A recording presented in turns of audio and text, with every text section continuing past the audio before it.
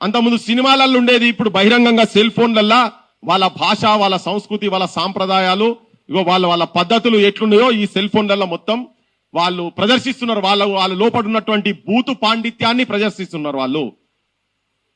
ఇది నేను అందరి జనాల గురించి చెప్తలేను, కానీ ఎవరెవరైతే మాట్లాడుతున్నారో వాళ్ళ గురించి చెప్తున్నా. ఆఖరికి ఎట్లా అయిపోయిందంటే పరిస్థితి, తెలంగాణలో దిష్టి తగిలిందనే కాడికి అక్కడ పవన్ కళ్యాణ్ అంటేనే మాట్లాడే కాడికి పోయింది. మరి ఇదేం దౌర్భాగ్యమో ఏం దుర్మార్గమో మాకు తెలుస్తలేదు. అసలు ఏంది దాన్ని అంటే ఒక చర్చ జరగాలి ఇక్కడ తెలంగాణ ప్రజల దగ్గర, ఆంధ్ర ప్రజల లోపల కూడా. రాజకీయ నాయకులు ఇక్కడోళ్ళు అక్కడోళ్ళు అందరూ ములాఖాత్ అయి ఉన్నారు. దీంట్లో పెద్ద నేనేదో పెద్ద తొవ్వి చెప్తలేనిది, అందరికీ తెలిసిన విషయమే ఇది.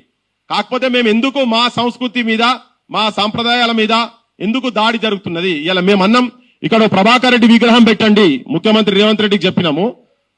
ఒక ప్రభాకర్ రెడ్డి గారి విగ్రహం పెట్టండి, ఒక పైడి జయరాజ్ గారి విగ్రహం పెట్టండి, లేకపోతే సుక్క సత్య గారి విగ్రహం పెట్టండి, లేదు సినారాయణ రెడ్డి విగ్రహం పెట్టండి.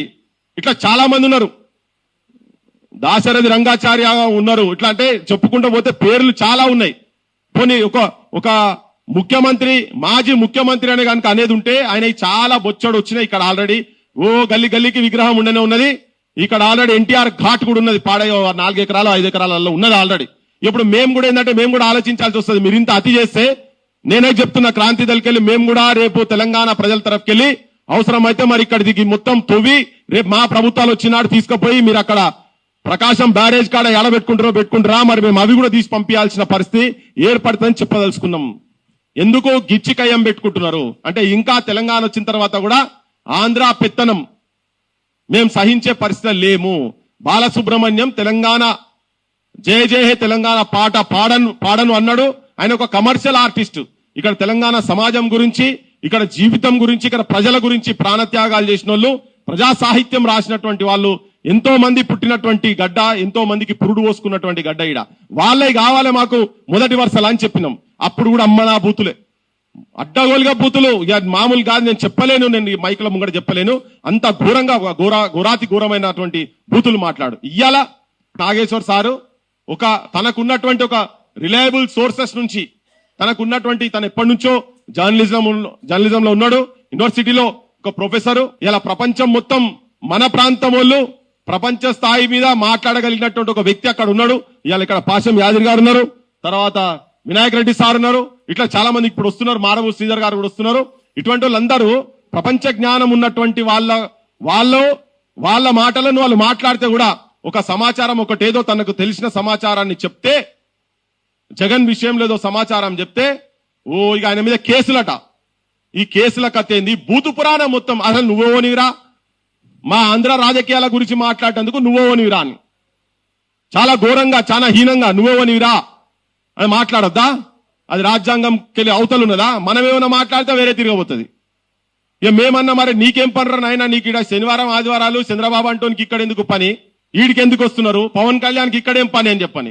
ఎందుకంటే ఇక్కడికి వచ్చి వాళ్ళు ఏం చేస్తున్నారు అంటే, ఇక్కడ వాళ్ళ ఆస్తులు, వాళ్ళ బిజినెస్లు, వాళ్ళ దందాలు నడుపుకునేటువంటి పని వాళ్ళు ఇక్కడ చేస్తున్నారు. కాబట్టి ఇక్కడ రాజకీయాలలో ఇక్కడ ప్రజల లోపల శాంతి లేకుండా చేసేటువంటి పని చేస్తున్నారు. మా సార్ కూడా అన్నారు, నాగేశ్వర్ సార్ వచ్చినాక మాట్లాడదాం అనుకున్నా, వచ్చినాక మళ్ళా మాట్లాడితే ఈ మాట. కానీ మా సార్ అన్నాడు, నిన్న ఒక ఇంటర్వ్యూలో చెప్పిండు, నేను అక్కడోళ్లకు ఇక్కడ ఇన్లెందుకు అని చెప్పని. చంద్రబాబు నాయుడు అక్కడ ముఖ్యమంత్రి ఉన్న తర్వాత ఇక్కడ ఇన్లెందుకు, డిప్యూటీ సీఎం ఉన్నటువంటి పవన్ కళ్యాణ్ కు ఇక్కడ ఇన్లెందుకు అని నేను అనదలుచుకోలేదు, నాకు సంస్కారం ఉన్నది అని చెప్పని అన్నాడు సార్.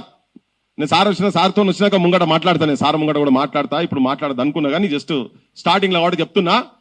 ఈ సంస్కారం ఏందో నేను సార్ ముంగటనే మాట్లాడదలుచుకున్నాను. ఎందుకంటే ఇట్లా ఏమైతుందంటే, ఇప్పుడు తనను కూడా వదులుతలేరు కదా, తనను వదులుతలేరు.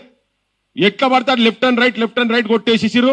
లాస్ట్ కు సార్ ఏం చేసిందంటే విడ్రా చేసుకునే కాడి దాకా తీసుకుపోయిండ్రు. అంటే ఏ ఒత్తిడులు జరిగినాయి తన మీద. కానీ తెలంగాణ సమాజానికి కూడా ఇది తెలియాల్సిన అవసరం ఉంది. తెలంగాణ సమాజం కాదు, మేధావులను ప్రజాపక్షంలో ఉన్నటువంటి వాళ్ళందరూ కూడా గౌరవింపదగ్గేటువంటి వ్యక్తులకే ఈ తిట్ల పురాణాలు, ఈ బెదిరింపులు, పోలీసు కేసులు, ఇండ్ల ముంగట పోలీసుల ప్రహారాలు ఇటువంటి ఉండు అనేది తెలంగాణ ప్రాంతంలో, అది తెలంగాణ రాష్ట్రం వచ్చిన తర్వాత జరుగుడనే దాని మీదనే ఇవాళ ఈ చర్చ తెలంగాణ సమాజానికి, మొత్తం సమాజానికి, ఆంధ్రప్రదేశ్ లో కూడా జనం ఆలోచించాలి దీని మీద అనే ఉద్దేశంతో ఇవాళ ఈ అంశాల మీద మాట్లాడటానికే వెంటనే రౌండ్ టేబుల్ పెట్టినాం. అందరినీ కొంతమంది అంటే మేము అందరికీ ఫోన్లు చేసి విలువలేకపోయినాం, కానీ మెసేజ్లు ఎవరెవరి ద్వారానైతే ఇప్పియాలనుకున్నామో వాళ్ళకైతే చెప్పినాం. వాళ్ళు ఒకరికొకరు వాళ్ళు వస్తున్నారు. మొట్టమొదలు నేను ఈ విషయం పట్ల మన దగ్గర ఉన్నటువంటి తెలంగాణ గర్వపడేటువంటి ఒక మేధావి పాశం యాదగిరి గారు, ఒక మేధావి కాదు, క్షేత్రస్థాయిలో కూడా పని చేసుకుంటా ఇక్కడ ప్రజా సమస్యలు ఉంటే అక్కడ ప్రజా సమస్యల మీద మొదటి నుంచి ఇప్పటి నుంచి కాదు, తన జర్నలిస్ట్ గా ఉన్నప్పటి నుంచి కూడా అదే జర్నలిస్ట్ల కులంకెళ్ళి వచ్చింది కాబట్టి మొట్టమొదటి పాశం యాదగిరి గారు మాట్లాడాల్సిందిగా కోరుతున్నాను.